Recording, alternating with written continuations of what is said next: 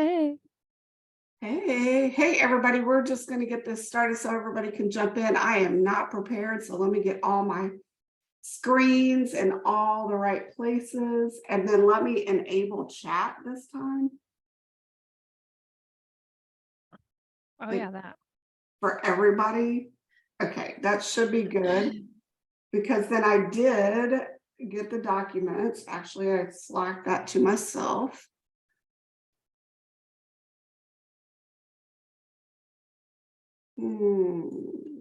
Okay.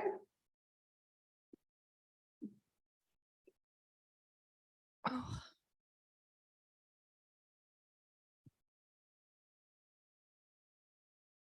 Look at that. You got that. You got the slides up there in the chat. It's working. I did it right this time. Sure. All right, now let's see if I can share my presentation the right way. Let me share screen.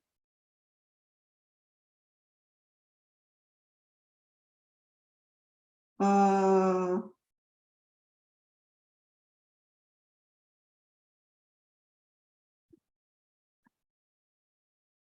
all right. Where did my PowerPoint go? I have it. Well, it's right there. Let me get it up. Okay. Share screen. Move you guys over here. There we go. All right.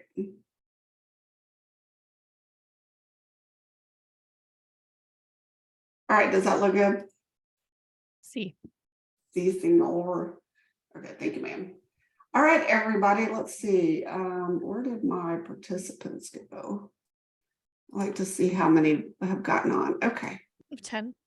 Yeah, 10. We have kind of a small turnout today because Amy Knight does not have any marketing assistants, and thus I forget that I have to let people know we're having a webinar before they just magically show up. So registration links didn't get sent out until Monday. So I appreciate those of you that are here. I was going to see if half of them are my staff. Not too much, but there's a couple. All right. Well, let's get rolling. So today, again, if you were with us last week, it was a couple of weeks ago, we had Erin Andrews. This is Erin Andrews. She is a friend of mine and a fellow accountant. She has an accounting firm over on the East Coast. We'll put it that way. Her firm is mostly in Massachusetts, but then she fled and moved to Florida. And so she's down on the East Coast of Florida. Yes, ma'am. Trying to make us bigger. Can't seem to do that. So this is really a follow-up to last week. Last week, we really went over this idea, or not last week, but last session, over this idea of traction. It was a book, and the EOS system, which is Entrepreneurial Operating System, and how that all kind of works together. And then one of the biggest features of that whole program, if you will, or philosophy, is goal setting and tracking them and measuring them and getting them done, with the last point being the biggest piece of it, getting them done, right? Mm-hmm. And so that's where we want to pick up today and spend more time digging into that. How do you set your goals? How do you come up with them? And then how do you make sure that you actually get them completed? And so that's really what we want to talk about today. And so I will just jump into the old slide deck here. I will say the first few slides are exactly the same from last. Actually, you know what? I didn't even update the date. Oh, there's not a date on it. Okay, good. Oh, Erin, why don't you introduce yourself before I start going? I'm sure not everybody was here last week. Oh, sure. I'm Erin Andrews. I own Stratlign Accounting and Advisory, as well as owners and operations for accountants. I've owned my accounting firm for almost 16 years. Second gen owner. My dad was CPA. We focus on contractors and the trades. That's our niche. So nothing related to what Amy does at all, like in regards to clients. And for our owners and operations, I actually have accounting courses for accounting firm owners to run a better business, including things like EOS. So, yeah. And Amy and I have known each other for like 11 years now. So something like that. Yeah. I want to be Erin when I grow up. She wants to be me when she grows up. So, but I'm older by quite a few years, so there's that. Sorry, I got a ringer. And I did not silence Slack. If you have any questions along the way, please just throw them up in the Q&A channel. I do have chat open as well, but it's harder to follow when the questions are in chat. But I did put the slides in chat. If you're interested in downloading those, it's a little link and it'll take you to the slides and you can download them. We will record it. We'll post it up on YouTube and we'll send that out to everybody that registered automatically. And feel free to share it with your friends. That's fine by me. So we'll just get rolling. So again, just real brief, I'm going to gloss over these opening slides, but I wanted to leave them there. Again, this is all around this book called Traction, which honestly is not anything, miraculous or earth-shaking. It's really, in my opinion, built off of a lot of different business books and models. And E-Myth is one of the originals by Michael Gerber. So if you haven't read that, that's a great book. I think that's the book that we send out to any new client that comes on board. We send out E-Myth. But then this just kind of ponytails on the back of it. Real quick, this book, Traction, is the actual theory of this is what you do, this is why you do it, this is how and what it does. The book, Get a Grip, is taking all of that theory and setting it to an actual fable. Mm-hmm. And so it's a fictitious business and they run into this problem and then they, have a friend that does EOS. And so they implement it and it shows how it evolves their business. That is how I learned. I learned much better that way. So I read that first, then I read Traction, and then there's Rocket Fuel and there's others that follow. I do a lot of reading, but when I say reading, let's just be real. I listen to books in the car while I drive to work. I have a long commute. I am at home today because Michelle's the only other one that comes into the office these days, and she is homesick. And I said, well, I'm not driving all the way to the office. Michelle ain't there. And Robert was home today. He has doctor's appointments and stuff because, we get old and you got to start doing that year end, get that deductible stuff covered. This is more info on them if you wanted to look it up. We are nowhere near EOS certified. We're just telling you what we've learned and what we've gotten out of this. And I'll be very honest, I think Erin follows it a lot closer to the T than we do. But Erin, I did good. I took my to-do list, which Erin said is way too long because it's supposed to be things you do this week.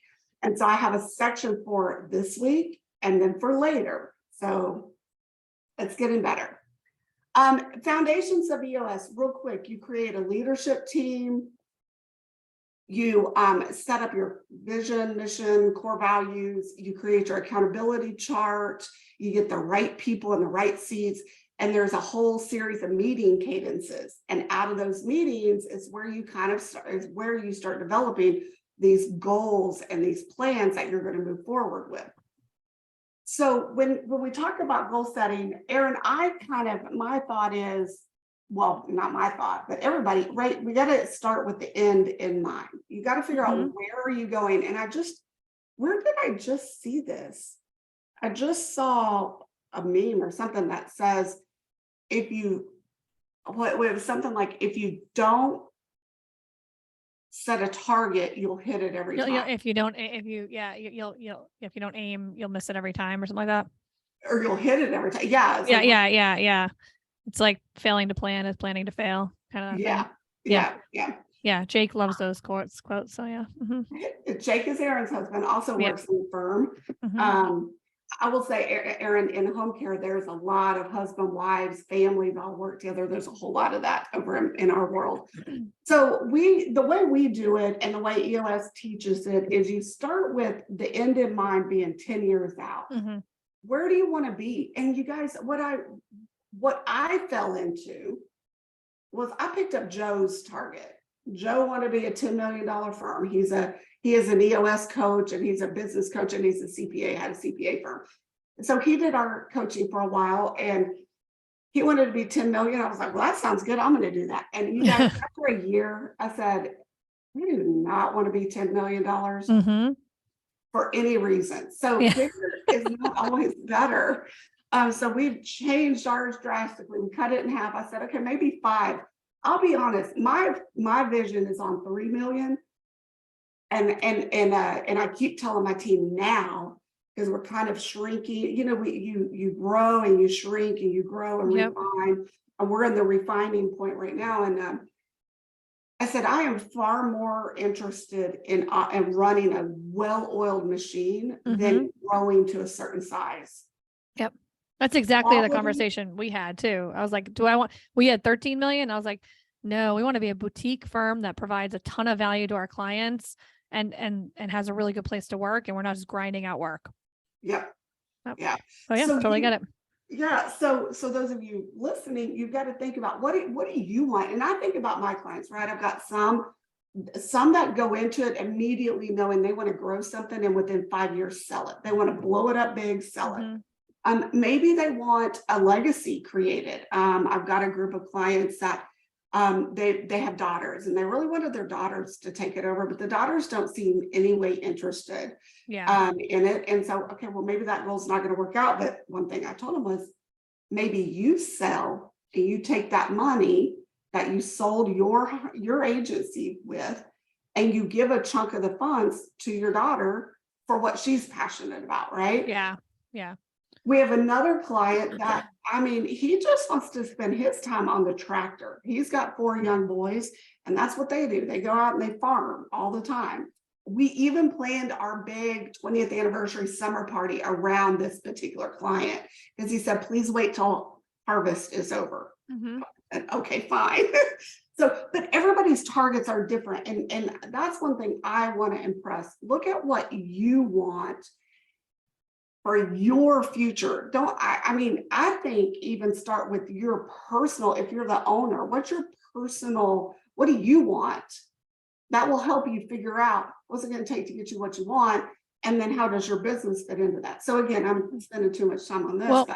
Well, that's a great thing because we have our accounting firm owners fill out an ideal life and an ideal firm worksheet. So if you don't know what you want personally, I always say this, how do you know what you want in your business? Because your business drives and funds and whatever supports your personal life. So we have them fill out an ideal life. So think about do you want to be going on vacation 5 times a year? Just things like that. Some people have what kind of car they own, how much time they're spending with their kids, whatever it is. Maybe it's your kids go to college.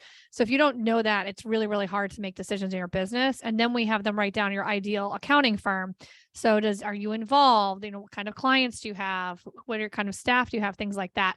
So I think it's also a really cool exercise because I don't think many people get into business and actually think about, they have this idea in mind of I'll run a business. I won't work for somebody. I'll just make money. Okay, that's great. But why are you in business? What is it for? It's, to work less, right? But right. We all fell for it. Yeah. So but if you really do that, it's kind of eye-opening. And then maybe you and your spouse aren't on the same page with things too. We found that Jake wanted some stuff different than I didn't realize it. So, and then also your 10-year targets, they don't have to be just revenue based. We have service lines that are on there, average revenue per client, percent of profit, so maybe Amy, you don't want to grow to a $10 million firm, 3 million, but what does that profit percentage look like? That's what's really important, right? Jake always says he wants to be able to live off 10% of his income, which I love that because we have a very robust lifestyle. So if we're living off 10% of our income, that means we're making a lot of money. So mine was speaking regularly at key events, our staff, things like that. So just think of broad picture, what you would love to do in 10 years. Yep. And that's why I flipped to that. And there you go. And there it is right there. Yeah.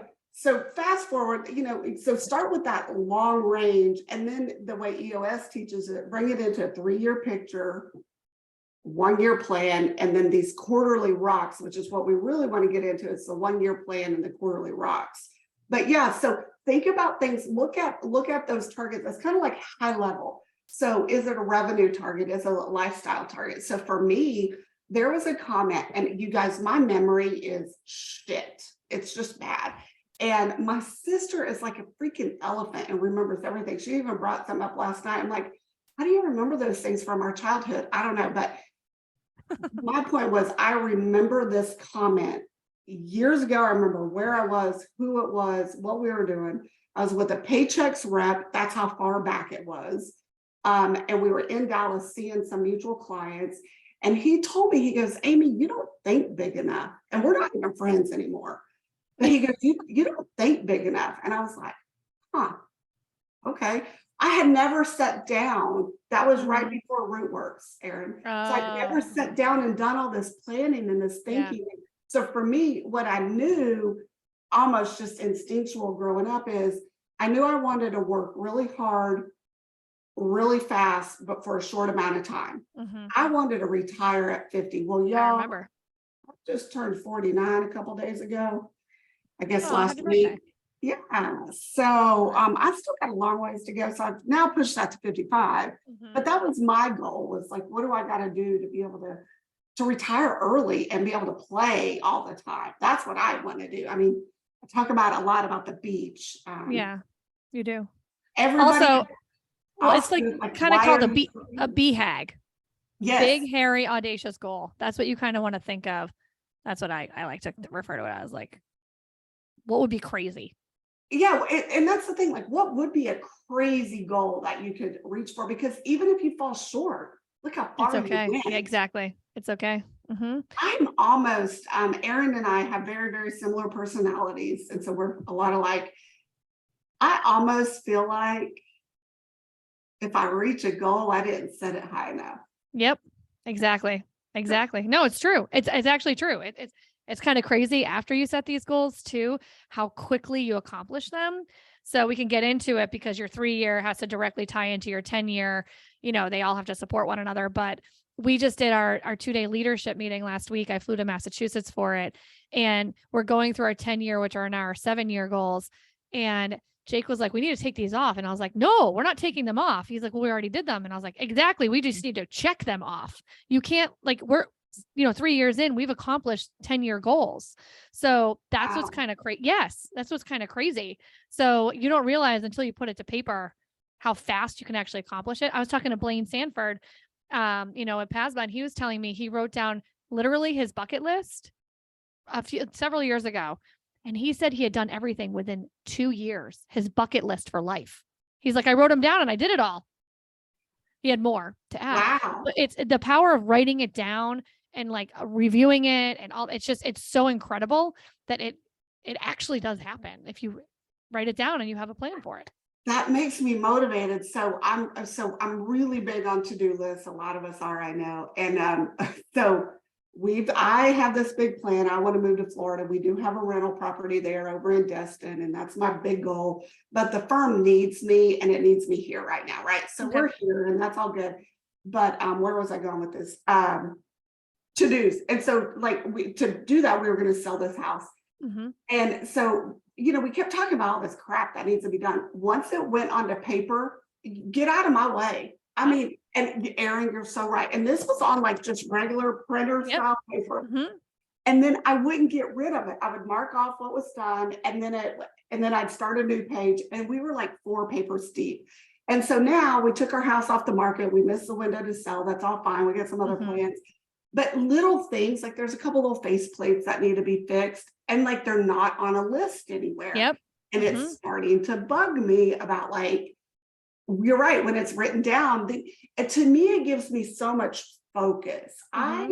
It's been a while, but I had a planner that was just open it up, and it was just like 3 days on one side and 4 days on the other, but it had a block at the top, and that's where I could write, what did I want to get done this week? When I would be pulled in 18 directions, I had a place I could physically look to get me back on track. So that's kind of how we manage these goals, which those that know me know I'm not good at following slides. So let me try to get back on track. It's all relevant though. But well, this is like really, really pertinent to the new year. Everybody loves setting resolutions. I hate when people are like, I'm setting resolutions, because no one does them. You don't write it down. You don't write down a plan, but this is a good time to actually organize what exactly you want to accomplish to get it done. But you have to have a plan behind it, and you everything should really align together. So even if like we're going to get into rocks, even if they're not sexy or big things, but they're in the way of you accomplishing those larger goals. Like you have to get, like one of ours was a handbook. Okay. Oh my God. It was like the bane of my existence. I got it done when I put on the list, but I couldn't move forward with other stuff because I had the stupid handbook, okay, that I had to get done. So this is a great opportunity. And I'm also meeting with, like, Jake and I are meeting with our kids. We're going to go over this huge list of things we want to do this year with all of us together, and we're going to write it down. We're going to write down a plan. I'm really excited about it. But like, don't just write them down and say, this is my resolutions. These are your targets. This is what you're going to accomplish. This is like my long-term to-do list, my bigger goal to-do list. Mm-hmm. And just so you know, her kids are still very young. Yes. Yeah, I have a 6-year-old and an 11-year-old. So I love that they're going to get involved in the plan. yeah, what a cool foundation to set for them too as they grow, because no one sits down with you as a kid and is like, here, write down your goals. Here's your how you do it. You know, like even sports, athletics. We're always telling our son, do the reps. You know, you got to work at it, all that stuff. So it's same idea. Yep. Well, and that's kind of like right there, that second bullet point, you know, identify what roadblocks need to be removed. So we've now set our goals, right? Of like, and so like, just going back to ours, I don't know my exact numbers off the top of my head, but you know, it was like, we needed to be at like 3 million in 3 years, whatever. But we also identified like, okay, that's 15 people. Exactly. And you know, so like how many people, how many clients, what's your average fee? Now, home care, hospice people, I know you can't set those, but you can figure how many census do you need, right? And you can't adjust your revenue numbers like per visit or per day, but you can set all those metrics around that, right? So for honestly, when it was like the $10 million goal, and then we had to set how many people that took to achieve that, it was the people part that I was like, peace, I'm out. I don't want that many. I don't want that many people on the team. It's just a lot. I love having a small team where we can stay connected and have fun, but you have to, so like Erin just mentioned her 2-day annual retreat, right? One of the big things that you do there is we spend hours just discussing what needs to be fixed to be able to get us to that next goal. What needs to be fixed? What are the problems? And also I added down here is like, keep a running list of, we call these issues. And so we use Asana. Is that what you guys use for leadership? Yep. So it's just an online app, and it's just a to-do list really, but we have an issues list so that during the week, you know, something comes up and it's like, oh, that needs to be fixed. You don't have to stop and fix it right now. Throw it on the issues list. It'll be dealt with. And then you deal with it in those leadership meetings every week. But that's what you do. So like, once you have a list of issues, then you can kind of get, am I confusing two things though? Because really, you don't use issues to set your goals. You really use your targets to set your goals. Yeah. I mean, I think sometimes issues evolve into goals. Cause like maybe, I don't know. I can't think of an example right now, obviously. I got one. Oh, well, good. You go on. Good. We need a better training, right? So, okay, well then we need a training manual. And so that better training was the issue. And it's like, well, so we put it on the rock or made a rock, and like Michelle is building out Trainual for us. So we have a better training system. Exactly. Like, yes, perfect. Like exactly. And so just on this issues list, they're on the issues list until you know what the resolution is. Then they become a to-do. And you say, okay, this issue of we need better training. Okay, we've identified we're going to use Trainual, again, another online system, and we're going to build an entire training track for a staff accountant. And so now it's a to-do for somebody to go do it. And that actually is one of Michelle's big rocks for this quarter is Trainual. And so that's why it was fresh in my head. What systems do you need in place? So home care, I'm thinking to you guys, what if you say, hey, we want to be the premier home care provider in our region? And one thing that we're really lacking in is technology. We really need point of contact or point of care technology. Okay, well, then that's a system. You're going to have to, like, are you going to have to upgrade your entire EMR system? Like, what are you going to have to put in place to be able to meet that? You know, maybe another one, you want to go paperless. Well, what systems are you going to need in place to go paperless? So those are some. And also, like, what are the steps to be paperless? You need to convert one thing, sometimes you can't, there's multi-step processes, which could be different rocks, or maybe they're issues or to-dos. So. Yeah. I'd like to have there we go. So you set your 10-year target, and really 10 years is real fluffy, right? It's very like high level, like what you want to be doing, not granular. Well, then once you back it all the way down to the 1-year plan, you start getting a lot more granular and it's a lot more tangible, right? But then you say, okay, what's the most important pieces to put in place to hit that 1 year? Then that's your first quarter set of rocks. And setting rocks starts with the leadership team. And each leader usually gets 1 to 2 to 3 rocks. Would you say? I know when we started, we had a lot more. We were doing like 4 to 5. Yeah. It's evened out. We've got it down to 1 to 2 per quarter per leader. And then you can even filter that down even further to take those rocks. And maybe you need team support to help meet them. It's just ownership of the rock. You just have ownership and you see it through. So like, I have a big engagement letter project. Am I doing every task on it? No, I'm just making sure it stays on track, and I'm ultimately responsible for it. So the other thing I wanted to say about quarterly rocks, quarterly goals, whatever you want to call them, they really, really should be measurable in some way and not ambiguous or vague. So like if you, like I was saying before, if you want to be paperless, you need to define what that means. So like have quantifiable. So that means like 100 of our records are transferred over to a paperless system by this date.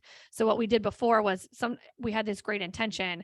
Ours was actually create a training manual, but we didn't have the steps for it. Like the outline actually had to be first. So we didn't accomplish that rock because we didn't have a defined measurement of what exactly that meant. So we changed it and it was create the outline. Yes, we got that done. Now it's create, like you said, staff accountant track first quarter, because it's really hard to just do one big thing. You have to break it down. So. Yeah. And that's the thing, right? Maybe you have a rock that's got lots of steps in it. Those need to be defined. They need to be assigned, and there needs to be a due date. Like we're really hard with our due dates. And I mean, you don't get an extra day. If it didn't happen that quarter, it rolls to next quarter. Let me see and so that's a hard one for us. I actually hated that because like, oh my God, we had PPP forgiveness on ours. That was mine. Oh my God. And if I didn't have them all, I would get so mad because I'd have like 75% of the clients like fully forgiven. And I was like, can't we do a weighted average? This is bullshit. No, you cannot. Okay. It's not done. It's not done. Yeah, exactly. And now one thing, and I put it in here somewhere, you're striving for 80% completion. That's the one thing that really gets missed in these short sessions about traction and EOS. Like some of the from last time was, and when you read it, you've got to document all of your processes. Okay, that doesn't mean document 100% to 100% perfection. Perfection is the enemy of profits. So really, we're looking at 80% here as a passing grade. And so like on documenting your processes, document them 80%, and the rest will get filled in as they're being used. And somebody says, oh, there's a missing step here, or, oh, this could be more clear. They will evolve. So same thing with your rocks, right? Couple of things. You cannot beat yourself up for not hitting every single rock. I know for me, way too hard on myself. That's probably my biggest weakness. And then also, and I'm not there yet, but celebrate it when you get it done, right? I'm really bad about that too. Let me go back to this slide. So goal setting with the leadership team, you're starting from that 1-year plan at this point. And then Erin, you guys do it a little different. We only set quarterly rocks for the quarter that we're planning for. So we do them 1 quarter at a time. We do that typically, except for the annual. The annual, we just do a broad. So like we have a revenue goal.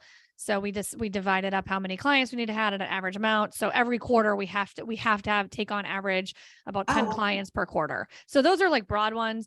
We used to get a little bit more, like you say, granular with additional, but like, so we want to evaluate our tech stack, but we're not going to do that till the second quarter. It's just there. We know we'll do it then, but it's not like I don't, some of them stuff we can't, and it does change quite a bit depending on, business and what happens and stuff, like your vision changes a little bit. So, yeah, we were much more broad, or general with our quarterly, every quarter this year. And then, but our first quarter one had much more dialed down ones because you were rolling into it. yeah. So yeah, I mean, I think it's a good idea to have it. Like if you do have a sales goal, you do need to know how many like new patients, I guess they're called, take on, or whatever you need to do that. Or if you need to hire somebody, but you probably don't need to hire them till the third quarter or something like that.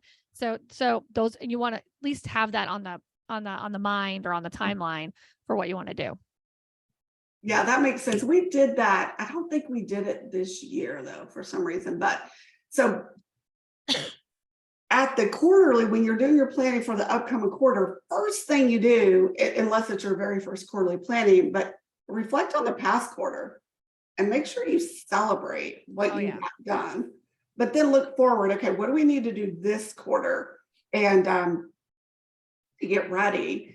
And then one of the things that the book teaches you, that human nature studies have found that we can really retain information and stay focused for about 90 days. And that's why they came up with this 90-day reset. So that's a quarter. True. It is, I think it works great because I start getting bored, right? Yeah. That's you lose focus, priorities. You're like, I don't want to do this anymore. Like, well, and also if it's too far out, and you're a procrastinator like me, then you wait until the end to get it done. Mm-hmm. So, and then you reset those every quarter, but then the entire company, once leadership sets their goals, then each division in the company or segment or, location or whatever it is, can then start setting goals that tie back into the firm goals, the company goals, right? Yep. It's been a long time ago, but I had a hospice client that got very granular with their, it wasn't really goals, but it was budgeting. But they had a big master budget, but then each division had its own budget. Yep. And I mean, they got like down to some metrics that gave your case managers, they knew exactly what they needed to do. And when your team knows exactly what they need to hit every month or every quarter, then they're more focused, but them hitting their target helps the company hit its targets. That's what we do. So all of our staff has a rock that they work on to work towards the company goals and rocks. So yeah, we actually do that. And by department too, we have like scorecards and stuff like that by department too. So it's really helpful because they actually get involved in like the vision of the firm and they like feel like they have an impact and they understand more like, okay, maybe it's a project, I don't know, whatever. Really revamping the onboarding checklist. Like, why does that matter? Well, because we're going to be taking on 10 clients the next quarter. So if your onboarding thing isn't really on point, it's not going to work. But now they're contributing to the progress of the firm. So yeah. Mm-hmm. I had a thought and it floated right out of my mind. I feel like it also, it also makes it feel like the whole team is pushing the company in the right direction instead of like the owners just trying to pull and drag it along. And there's a lot more synergy and a lot more excitement, I think, when everybody feels included in the goals and the drive and the vision and all of that. Well, it's also, you're not dumping stuff on them. So you're not like, oh, just, okay, we're implementing a new CRM. You're like, what a second. What are you talking about? Like, so, and we also, every quarter we go over our quarterly rocks, what we've accomplished, our wins, why we didn't 100% complete that rock and the vision and like everything like that. So they understand exactly why we're doing what we're doing. It's very clear to them. There's no guessing about it. Yeah. Yeah. And I think that clear direction is something that I never really needed because it doesn't go with my personality style, right? I think entrepreneurs are different. I think employees sometimes don't have that forward. It's fine. I don't know, they don't have the forethought or just that I have a great job. That's great. That's awesome. Like I'm doing a good job. Super. I feel like if somebody tries to give me that much focus, I feel bound, and I'm like, no, I need to be free. Yeah. Let's see, where am I at? What else? Where are we at? Okay, so here's the thing. We talked about it's great to set all these goals, but how do you make them happen? Well, I think Erin has hit on a few of the techniques. Is first of all, they've got to be measurable. And I cannot believe I did not put the whole SMART acronym in here. I totally forgot. But that's not out of traction. That's out of just general business 101. But it's basically how to set a goal. It's got to be trackable. It's got to be attainable. It's got to be measurable, like Erin just said. And one thing that we had to get put in place was a system to track it, right? And it is nothing more than a checklist. We use Asana. You can have a project. So like we have one project called Rocks, and then we have a section for each quarter, and we just move them down as new quarters come on. And then within that quarter, you put a checklist item, right? But even then you could do subtask of it, and you can get super granular. It's not as automated as I would like for it to be, but that's okay. But it still keeps us on track. And so then when I'm feeling kind of all over the place, or if I've got time blocked on my calendar that's like work on quarterly rocks, I go right back there and I'm like, okay, where was I at? Where am I at? What am I working on? Because a lot of times these rocks, they should not be your day-to-day tasks. No.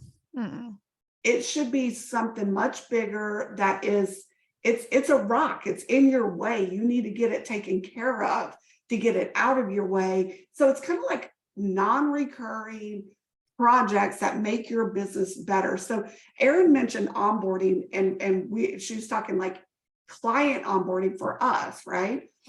Think about employee onboarding for home care clients.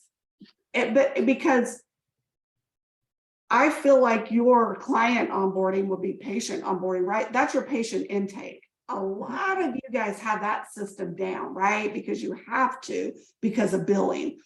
But what about the back office, right? The back office is like your stepchild. You do what you have to do to get by. What if they're focused on patient care? And so, but what if you've got a real, especially if you're a PAS provider, right? You've got employees coming in and going out all the time. I know that. What if you've got a very paper-driven employee onboarding system and you say, we got to make this better. We want to go paperless. Well, like in Erin's example, okay, well, let's define that. Do you mean that once you onboard them, you scan and save all of their documents digitally? Or do you mean you're going to implement new technology? Maybe your payroll provider already offers it, where, and let me just explain, because this does exist and you guys may not know it, totally different topic, but there are systems that you hire a new employee, you go into the system, you put in their name, their start date, maybe their job title, and their salary. And they do all the rest. It sends them an email. They go, so you have to put their email address in. They go fill out their W-4 info, their demographics, their banking info, all of that. They can digitally sign the employee handbook. They can sign all their agreements. They can upload their training certificates. And then it comes back to you saying, hey, so-and-so is done. And you just review it all and tick it off. And it's completely paperless. You didn't have to write anything down. It's already in the payroll system. It's good to go. Maybe that's the project you're working on. That's a one-time project. That's a big old rock. That may not even be a 1 quarter rock, right? You may have to improve step by step, kind of the same thing with going out to point of care. You know, maybe you say, well, first of all, we got to get software. And that could be one rock in and of itself. Okay, the software is in place. All right, now we got to get tablets. Okay, tablets are in place. Now we got to develop our own processes of how we're going to do this. What does that look like? You know, so these are things where you're working on the business to make it better. But it also has to tie into your overall goals too, right? Your targets. So you don't want to I don't know what an example would be, but if it's not, I mean, there's going to be something, like I said, do a handbook. Does that get me to like $5 million boutique firm? No, but it does, because I can't hire people and have a good staff if I don't have a handbook. So you wanted to make sure that it's going to be aligned. Is having a better, employee onboarding process going to help you reach your goals? Probably. It always will, but you just want to make sure it has to do with what you have to do it to get to your other goals. So yeah. Don't get distracted with the shiny new object. yeah. That's what, yes. Or we must be bad about that. I am very proud of myself that I have not implemented any new software on my team in about 3 years now, I think. Yeah. Actually, same thing. Since we started EOS, I have not just been like, let's just implement a new CRM or practice management. It's actually very thought out and thorough, so, and we're using the ones that we have. I would have to disagree though, Amy. You just got PerformYard. Okay, I mean client software. Okay, I know we got PerformYard and Asana. I thought about that, and then HubSpot and Corby, which I'm not overly thrilled with. Side note on that, but yeah, I know what you mean. Okay. Yeah, so I guess I've gotten new software, but I haven't enforced it on everybody else. Yeah. So back to the point, use some kind of technology. I don't care if your technology is Excel. This goes back to having it written down. And then I think, Erin, for us, one of the keys has been that weekly check-in in the leadership meeting. Yep. Because are you constantly the leader that when they get around to you and say, are your rocks on track? And are you the one that's always saying no, or yes, yes, yes, yes, yes. And then it's like the final week and you're like, no, I'm not going to make it. Like you have peer pressure from your other leaders looking at you like, okay, we're getting our shit done. Are you getting yours done? That to me is the big thing. Let me see, we got some, on that note, so Marcy, it's not their company, it's waiting for them. It's when we were talking about. Oh, okay. I've been watching it. Okay, so on that note, QuickBooks has the ability to have employees fill out their file, but that audit covered for. I didn't see that. We still have a hard time copies, right? Miss a Q&A. Oh, do you have to have hard copies? I don't think so. As a home care provider, I don't think there's anything that says you have to have paper copies of employee files. I mean, I am not an attorney. We all know that. I like to play one sometimes, but I don't think I don't think you got to have patient charts or employee charts on paper anymore. I think you can go completely paperless. I could be wrong, Marcy, but I'm pretty sure I'm good on that. I mean, the IRS allows us to have e-file forms for electronic, so I feel like. Yeah. I think so, especially on the fact that, like, I know you can go paperless on the patient side, right? With Oasis and all the point of care and all the software. So I don't think there's any reason why you have to have paper copies. What else I got? Oh, that's why I was trying to pull up my next slide. Anyways, doesn't matter. And this I put in here because, again, I'm kind of talking to myself. I am really, really bad, and I'm going to say it so that if anybody else does it, they can recognize it. I'm really bad about stopping to celebrate the successes. And I don't think I knew that until I think Joe 3, and not that he called me out, but he brought it up, and it just hit me. I'm like, I never do that. And if you read the book Relentless, it explains that a lot. And a cleaner, once they hit a goal, they don't care that they hit the goal. Then the question is, what's next? And that's always me. What's next? What's next? What's next? I'm trying to learn to be in the present moment and stop and recognize. So I actually just added to our weekly meeting, and we just started this week. I said, guys, if you follow the EOS agenda, the first thing in the weekly leadership meeting is headlines. Is there anything that happened, good or bad, that needs to be shared? Employee front, client front, anything, right?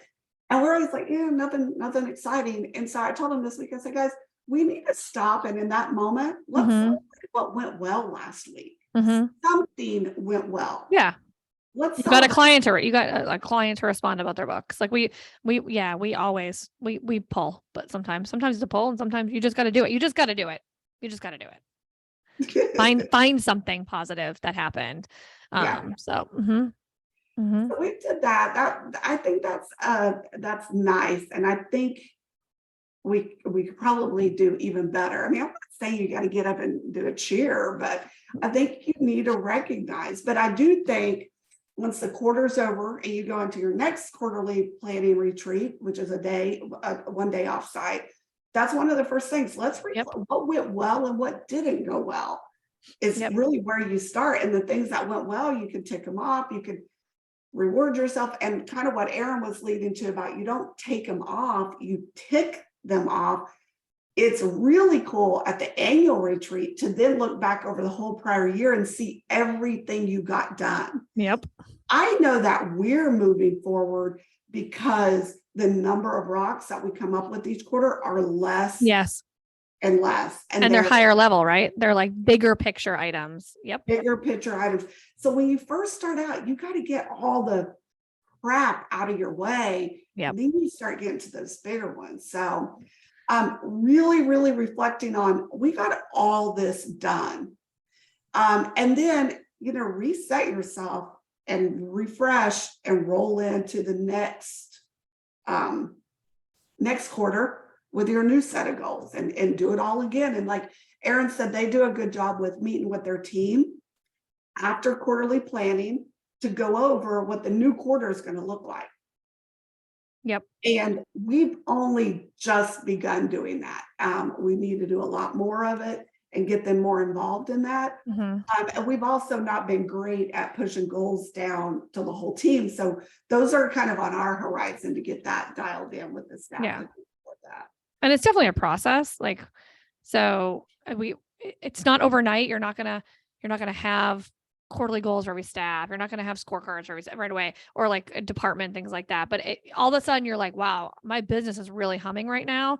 How can we make this even better? Okay, department, great. Staff, great. So it's just, it's in steps, but it doesn't happen overnight. But I will say celebrating your wins, like you said, or sort of beating a dead horse here, but I think everybody, I don't know anybody that celebrates their wins really well at all. And not just you or me. It's really hard. It's really easy to be hard on yourself and kind of like review what went wrong. It's funny though. Our wins are so cool now because they're like really cool wins. And we have like a very, very short list. We have to like really try to find what went wrong now, because I mean, obviously we always have room for improvement, but it's just cool to see that shift, that like, we have to we're like literally sitting there thinking like, what didn't go well? We're like really trying. And then we'll think of something that went bad, but oh no, we have another thing for what went well, So it's just cool to, and your staff doesn't realize, they know you're doing these meetings and they're working towards something. They don't really realize what an impact it has. But when you say, oh, we onboarded 10 new clients this quarter, that's a big deal for like our firm. So it's just really, it really does have a good effect on everybody. Yeah, exactly. No, I agree. That makes me feel better though, that you said that a lot of people are not good at celebrating their wins. So I mean, think about it. Like, yeah, who do you know really looks back and is like, oh, I crushed it, or oh damn, what am I going to do? It's usually, oh shit, what am I doing next? Yeah. And then you just rinse and repeat. So this is just a quarterly cadence, and now, so Erin, you mentioned something. You said your 10-year goal is now your 7-year goal. And I agree. So, and I don't know because I haven't done it long enough, but so to me, my 10-year goal is not going to move. Like it's going to stay. And that's why you want to date it, right? Yeah, we have ours dated. Dated. I think it can shift. I think it shifts on your priorities. So we started out as a $13 million firm with broken down by certain things like HR. And so then we're not even like, I don't even want to do HR anymore. I don't know what the hell we were thinking with that, but like they can change, like your priorities can change, but overall your goal remains the same. But you don't reset. No, we did not reset a 10-year. We just discussed that a lot. We did reset our 3-year because our 3-year turned into our 1-year. Yep. So, we did do that. We always reset our 1 year. Yep. Once the year's over, you reset your 1 year, and we reset our 3-year. And we're kind of leaving that 10-year out there until maybe it gets to 5, then we might Yeah, I don't really know I don't know the rules on that. I think you just do it. Like, I'm like, who's actually going to tell us what we did wrong? Like, who's going to tell us we did? Well, also, like I said, a lot of our 10-year targets, we already started accomplishing. So like, maybe you need to put more stuff on there, like be hags. Yeah. That's Yeah. funny. Yeah. Well, that is the end of what I've got. Does anybody have any questions or Look at that. It's like you timed it right? 10 minutes left for questions. listen, Linda, that does not happen very often. I am on this listen, Linda Linda, thing. listen, Linda. It's like I mean, I even had to find that video and share it. I know. You guys listening have not even recently seen the Listen Linda video. Oh, it's the best. Listen, Linda. I mean, I can't even get past it now. Every time I say listen, I think about it. I'm like, oh, I gotta move on. So funny. So funny. funny. Does anybody, I mean, I love to, does anybody do goal setting and have any type of strategy towards accomplishing it? You could raise your hand or talk or just. Yeah, I can turn people on to talk.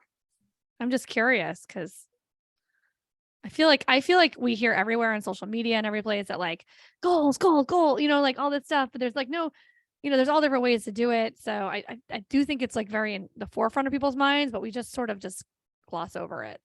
Like, yeah, goals.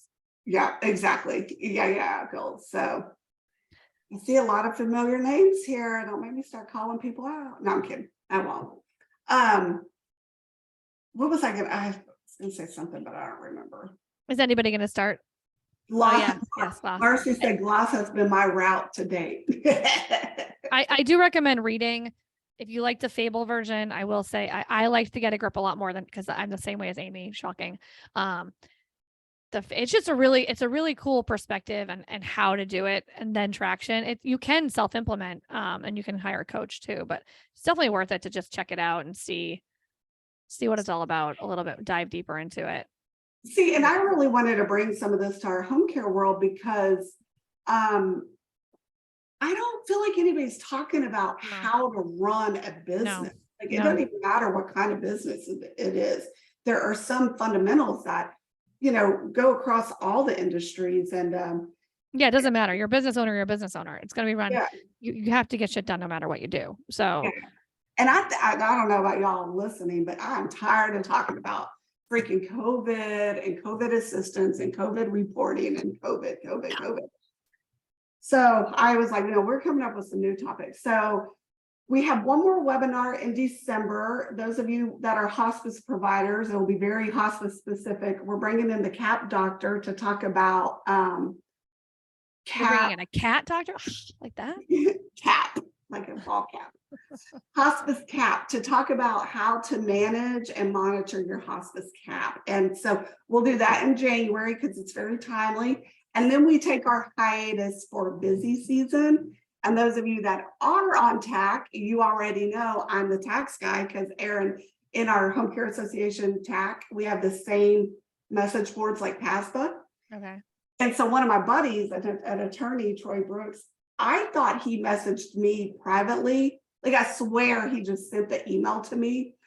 And I replied to it. It went to the whole forum. Luckily, I didn't say anything too bad, but a couple of people were cracking up. They were like, Amy, did you know that went to the whole group? I was like, I did know that after I saw it come back to myself. And so I said, well, I'm going to be busy during busy season. And my tax guy didn't work out. So I am the tax guy. And yeah. Anyway, so I will, if anybody is interested in a podcast, we do have some top Amy's on it with niche and stuff like that. We do have some stuff that applies to regular business. It's owners and operations for accountants. If you wanted to check it, I'm not selling you anything at all. Trust me, you stay with Amy. Well, but there's some cool stuff in there about like marketing, culture, market, tactics for business. Really. So if you're looking for a new podcast, owners and operations accountants, you can check that out too. But it talks a lot about EOS too. Yeah, and Erin wants to. She's trying to work to be to where she can just talk all day and get paid for talking. You're welcome. So when she's big and famous, I'm gonna say, hey, that's one of my good friends. So anyway, all right, we're just rambling. Erin, we have a meeting in 7 minutes. Oh yeah, we do. Okay, with PASPA. So does Amy? Don't let her fool you. So does Amy. Yeah, I know she does. Oh yeah. For sure. All right, you guys. Well, thank you guys very much for hanging out with us, and I'll see you in January, and then it's busy season and off to the races. Yeah. All Thanks, right, thanks, guys. guys. All right, bye-bye.